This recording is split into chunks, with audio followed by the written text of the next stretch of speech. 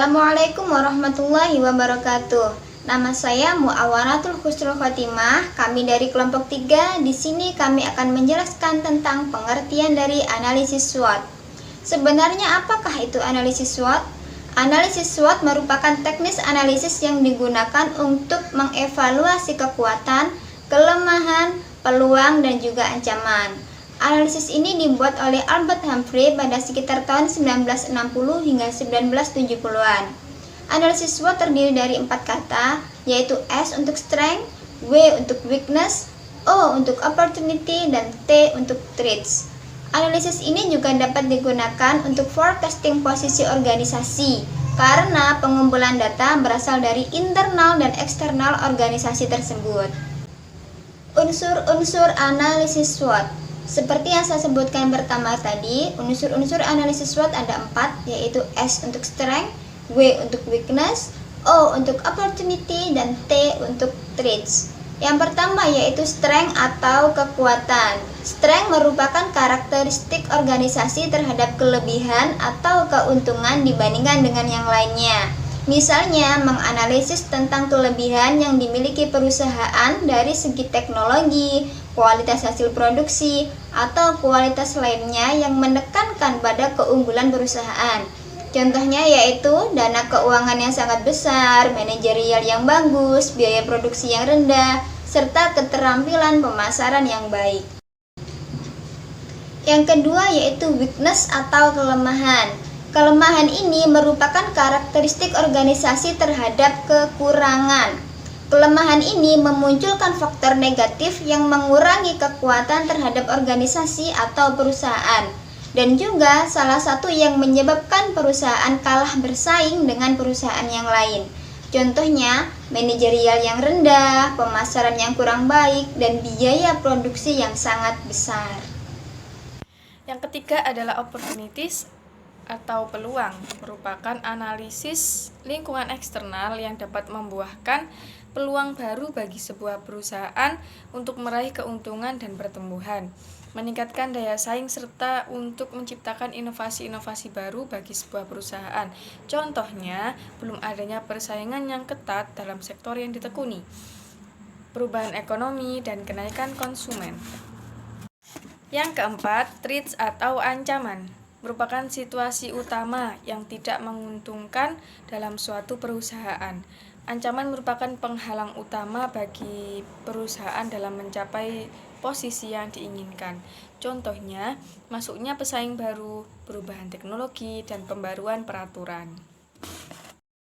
Faktor yang memengaruhi analisis SWOT.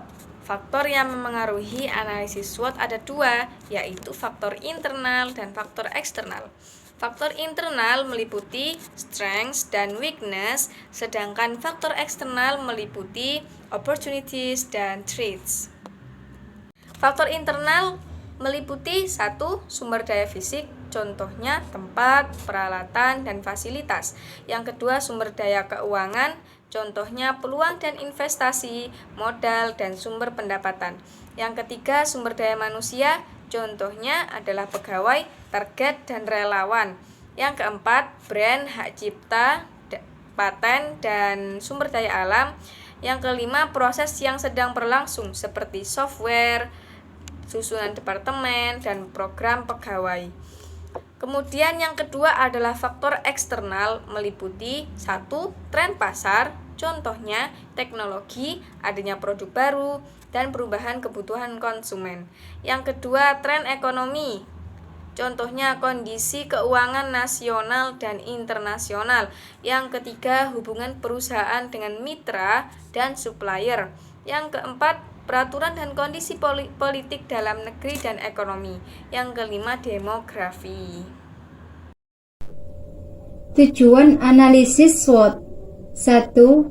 Untuk menemukan aspek-aspek penting dari kekuatan, kelemahan, peluang, dan ancaman di dalam suatu perusahaan.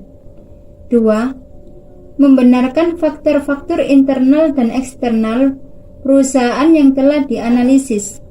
3. Memberikan pandangan agar perusahaan menjadi lebih fokus sehingga dapat dijadikan sebagai perbandingan baik dari pandang kekuatan, kelemahan, peluang, dan ancaman yang mungkin bisa terjadi di masa yang akan datang. 4. Menyediakan linearitas proses pengambilan keputusan dengan ide-ide yang kompleks dan disajikan secara sistematik. Manfaat analisis SWOT. 1. Perusahaan lebih dapat memahami kekuatannya dan memberikan rekomendasi untuk meningkatkan kualitasnya. 2. Perusahaan dapat melihat suatu peluang dan dapat mempertahankan peluang. 3. Perusahaan dapat mengetahui kelemahan serta mencari solusi terbaik untuk mengurangi kelemahan tersebut. 4. Perusahaan dapat mengetahui potensi ancaman serta mencari solusi terbaik untuk menghindari ancaman tersebut. Kesimpulan perusahaan.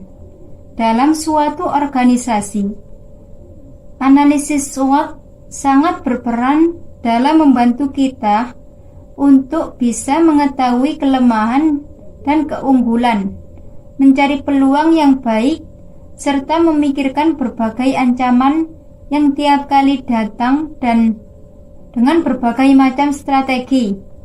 Analisis SWOT akan optimal jikalau seluruh komponen perusahaan dilibatkan dan diberi kebebasan untuk menyampaikan poin mereka dan bukan hanya mengarah satu arah manajemen.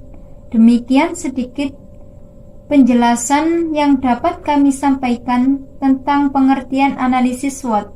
Assalamualaikum warahmatullahi wabarakatuh.